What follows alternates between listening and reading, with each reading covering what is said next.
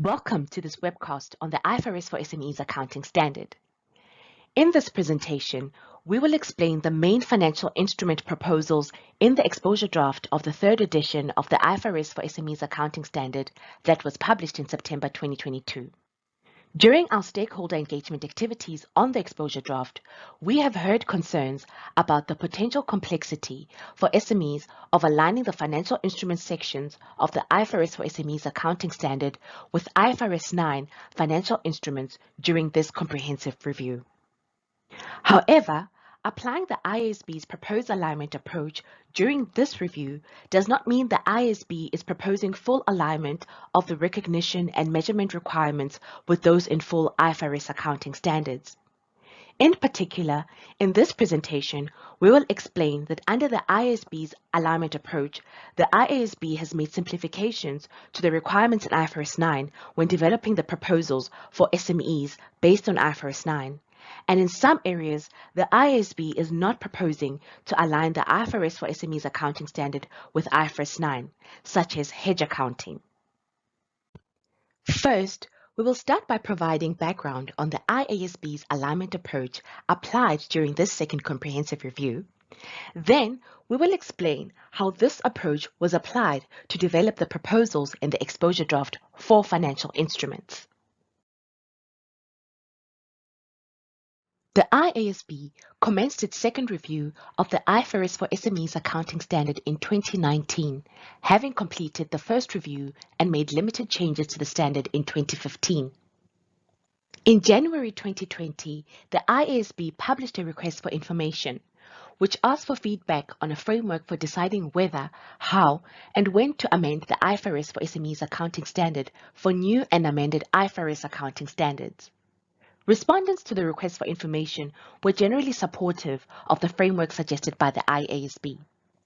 Therefore, in September 2022, based on feedback from the request for information, the IASB published an exposure draft of proposed amendments to the standard using that framework.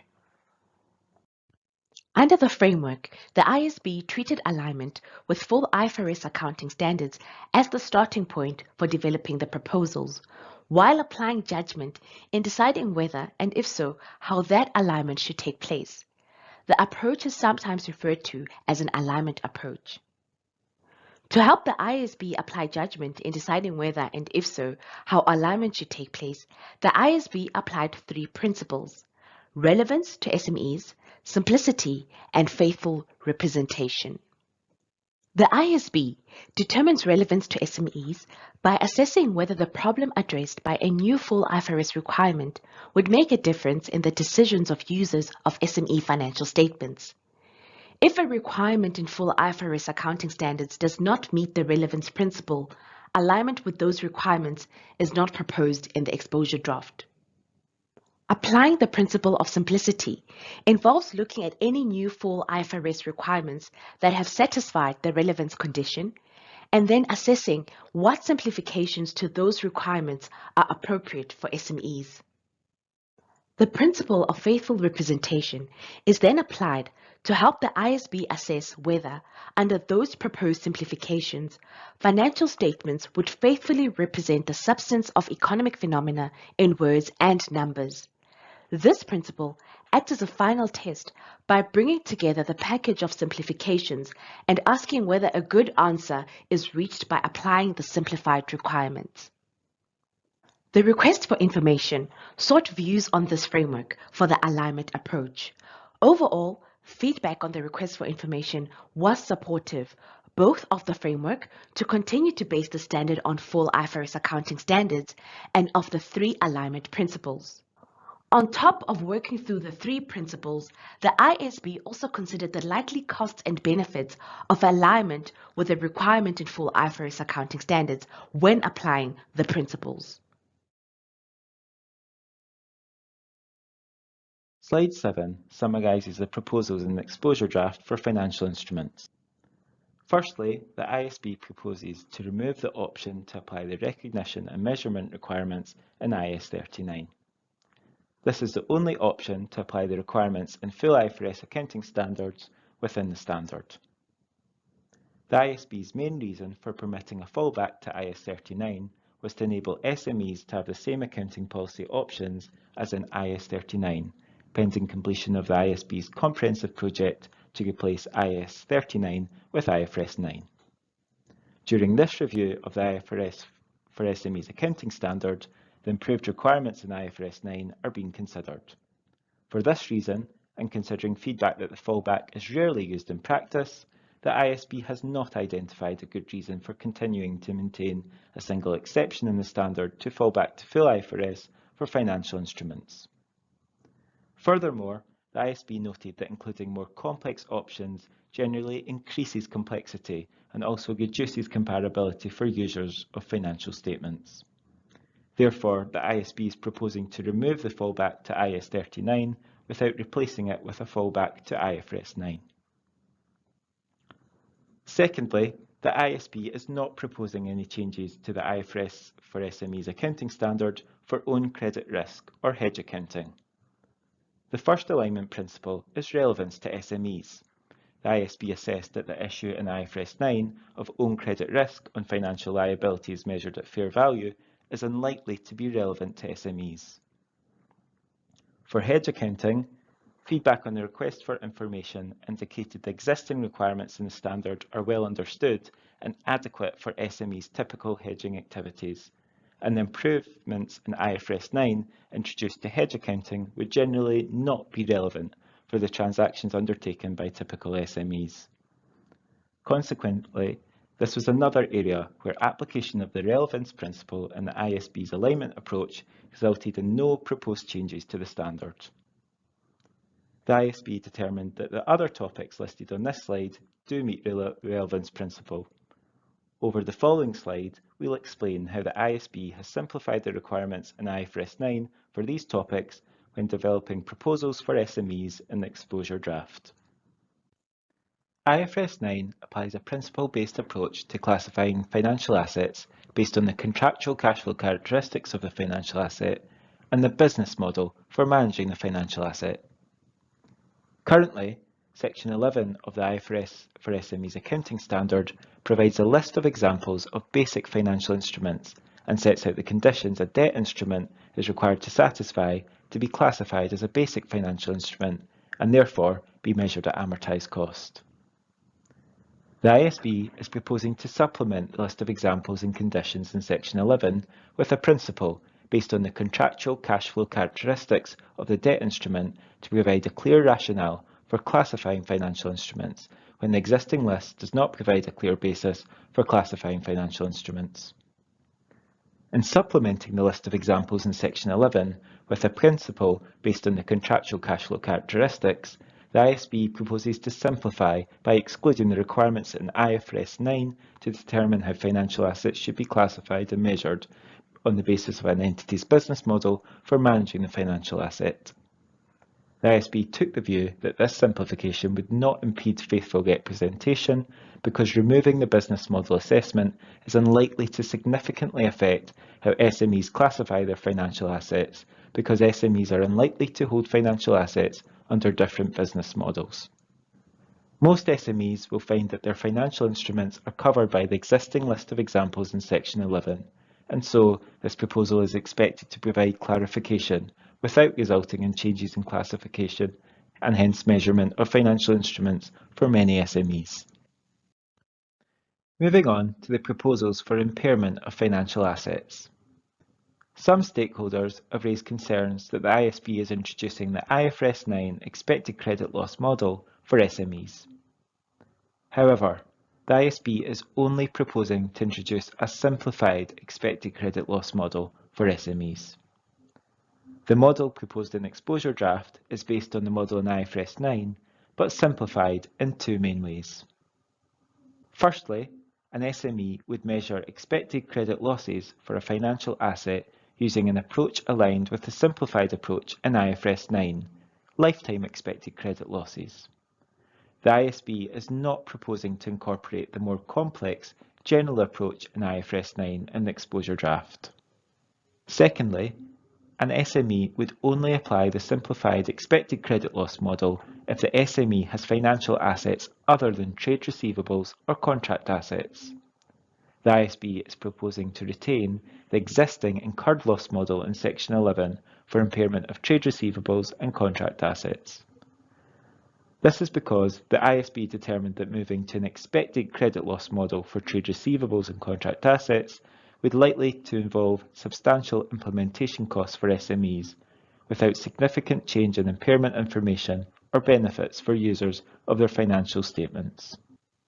Furthermore, the IASB designed the expected credit loss model so that it would be proportionate for SMEs because the model reflects reasonable and supportable information that's available to the SME without undue cost or effort. Some stakeholders have expressed concern about the complexity from having two impairment models for the impairment of financial assets in the standard. However, as we've explained, only those SMEs that hold financial assets other than trade receivables and contract assets would be required to apply an expected credit loss model. This approach preserves the simplicity of the standard for those entities whose only financial assets are trade receivables and contract assets. Now moving on to the proposals for issued financial guarantee contracts. Some stakeholders have raised concerns that the IASB is introducing complex accounting requirements for issued financial guarantee contracts based on IFRS 9. However, the proposals respond to feedback that the IASB has received that the existing requirements in the IFRS for SMEs Accounting Standard are more complex than the accounting treatment in IFRS 9. The IFRS for SMEs Accounting Standard does not define financial guarantee contracts or provide specific recognition and measurement requirements. However, because an issued financial guarantee contract meets a definition of a financial instrument and does not meet the conditions to be a basic financial instrument in the standard, it is required to be measured at fair value applying Section 12 of the standard. These requirements were clarified by a Q&A issued by the SME Implementation Group in December 2017. The IASB's proposals for issued financial guarantee contracts would introduce requirements based on IFRS 9, but simplified in two ways. Firstly, the contract would be measured on initial recognition at the premium received or receivable, rather than at fair value. This simplification will respond to feedback that determining the fair value of an issued financial guarantee contract is difficult, particularly for related party financial guarantee contracts. And feedback indicates that the types of financial guarantee contracts typically issued by SMEs are related party financial guarantee contracts. Now, secondly, on subsequent recognition, the contract would be measured at the higher of expected credit losses, measured under the simplified method mentioned on the previous slide, and the amount initially recognised, if any, amortised on a straight line basis over the life of the guarantee. IFRS 9 requires such amortisation to be determined applying the principles of IFRS 15, revenue from contracts with customers. Amortisation on a straight line basis is expected to be easy to apply by SMEs, whilst also being understandable by users of their financial statements. Some stakeholders suggest SMEs should apply the requirements in Section 21, provisions and contingencies, when accounting for issued financial guarantee contracts. However, the IASB did not consider including issued financial guarantee contracts within the scope of Section 21 because, firstly, there is no logical basis for excluding this type of contract from the financial instruments section of the standard. This is because an issued financial guarantee contract meets the definition of a financial liability. For example, if an SME issues a financial guarantee contract to a bank, the SME has a contractual obligation to pay cash to the bank if the debtor defaults. Furthermore, such an alternative treatment would be inconsistent with the alignment approach the IASB used during this comprehensive review. Under this approach, the IASB considers aligning the IFRS for SMEs Accounting Standard with the IFRS 9 accounting treatment for financial instrument transactions, meeting the relevance principle for SMEs, with simplifications if needed. In October 2017, the IASB issued amendments to IAS 28 long-term interest in associates and joint ventures.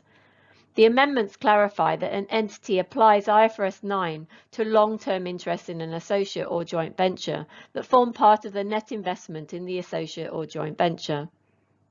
Feedback on the request for information generally supported alignment of the IFRS for SMEs Accounting Standard with this amendment to IAS 28.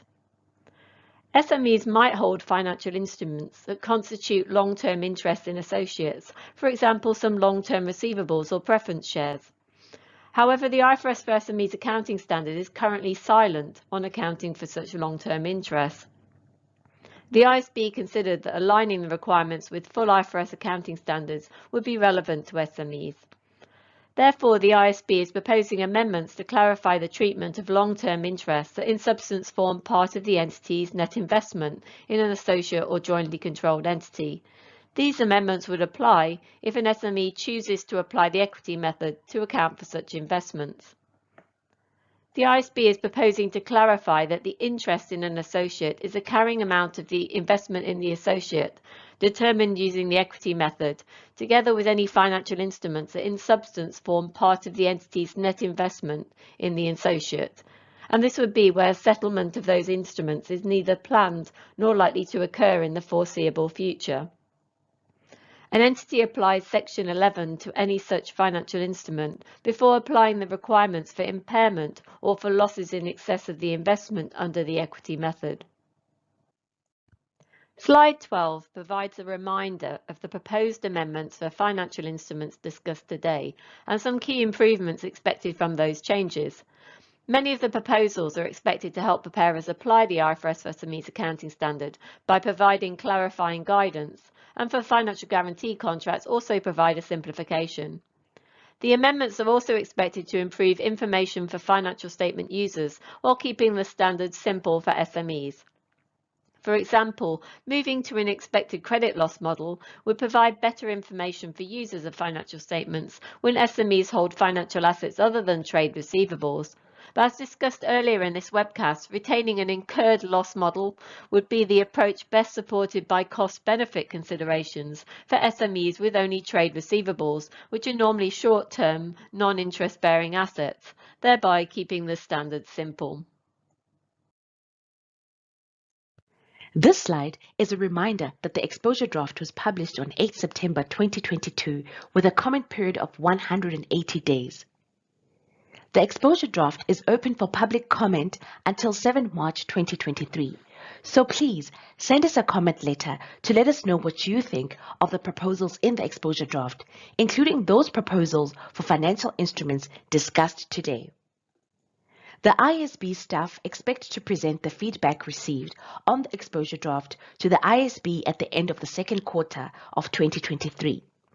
The IASB will then consider that feedback and redeliberate the proposals in the exposure draft during the second half of 2023 and early 2024 with a view to publishing final amendments to the IFRS for SMEs Accounting Standard in late 2024. We encourage you to visit the IFRS Foundation's webpage where you can see the details on how to submit a comment letter.